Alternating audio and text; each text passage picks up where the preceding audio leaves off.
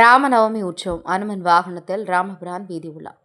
சின்ன காஞ்சிபுரம் என்று அழைக்கப்படும் திருவொற்றியூர் காலடிப்பேட்டை பகுதியில் அமைந்துள்ள ஸ்ரீ கல்யாண வரதராஜ பெருமாள் கோவிலில் ராமநவமியை முன்னிட்டு நடைபெற்று வரும் 9 நாள் உற்சவம் சிறப்பாக நடைபெற்றது.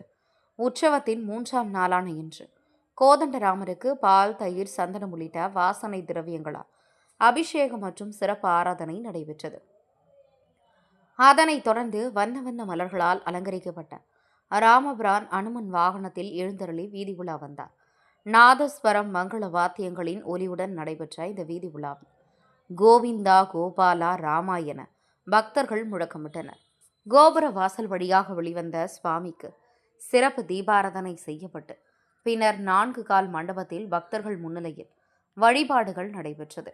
இதனைத் தொடர்ந்து சன்னதி தெரு, வடக்கு மாட வீதி, மேற்கு மாட வீதி உள்ளிட்ட 4 மாட வீதிகளில் சுவாமி உலா வந்து ஏராளமான பக்தர்களுக்கு அருள் பாலித்தார்.